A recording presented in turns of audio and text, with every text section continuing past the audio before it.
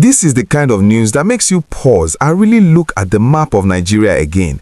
Because what happened in Borno State this week is not just another attack.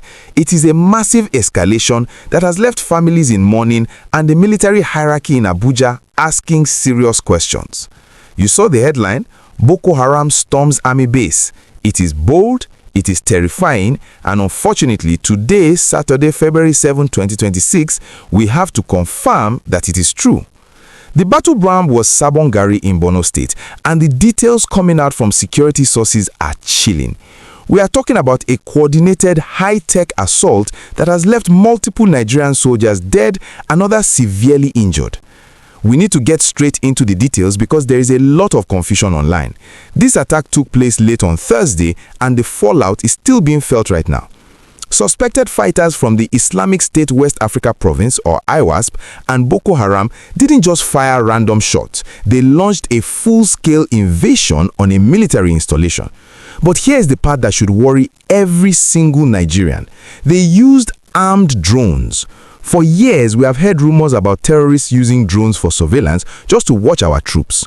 But in this attack, reports confirmed they used weaponized drones to drop explosives while simultaneously storming the base with gun trucks.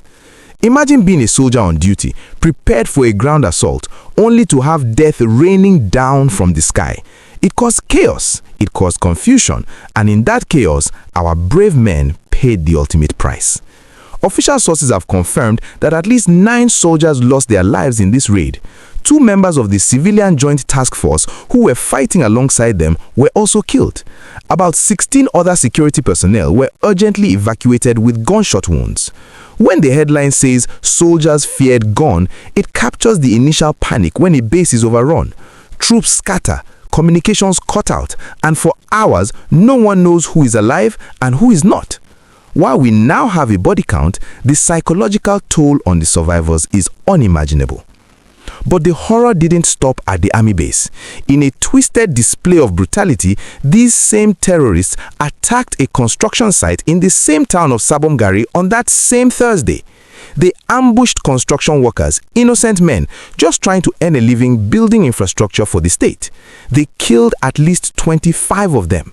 These were not combatants. These were engineers, laborers, and drivers. They were slaughtered because they dared to bring development to the northeast. I want you to take a moment and think about this new reality. We are now dealing with an enemy that has the capacity to strike a military fortress and a civilian construction site simultaneously. The use of drones changes everything. It means they have funding, they have technical training, and they have a supply chain that is still active despite all the border closures. I have to ask you, the viewer, because this affects all of us. Do you think our military is being equipped fast enough to counter this new drone threat? We see the Super Tucanos in the air, but what about the soldiers on the ground? Do they have drone jammers? Drop your honest thoughts in the comment section below. And please, if you value this kind of unfiltered reporting, where we don't sugarcoat the security situation, do me a huge favor and click that like button right now. It helps us grow and keep bringing you these updates. And if you are not subscribed yet, hit the subscribe button and turn on the notification bell so you don't miss the next briefing. Welcome back. Now, it is not all bad news. The Nigerian army, as resilient as ever, did not take this lying down. Immediately after this horrific attack, the military launched a counter-offensive that was swift and brutal. On Saturday night last week, troops tracked down the group responsible. They raided a hideout in the Konduga area of Borno State and neutralized a top Boko Haram commander named Abu Khalid. Abu Khalid was not small fry.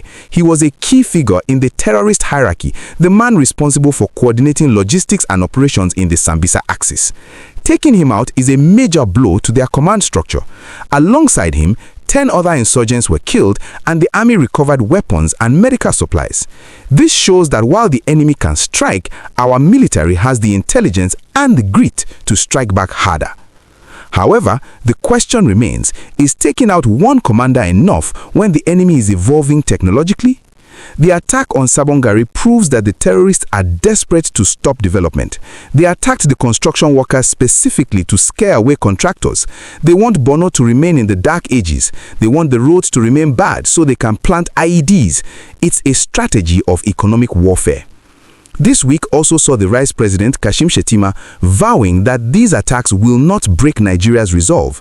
But for the families of the 9 soldiers and the 25 workers, words might not be enough. They need assurance that their sacrifice wasn't in vain. They need to know that the government understands that the rules of engagement have changed. We are watching the situation in Sabon Gari closely. The town is currently under heavy military lockdown as troops sweep the area for any remaining sleeper cells. The fear is real, but so is our forces' determination. We will keep you updated if more details emerge about the missing or injured soldiers.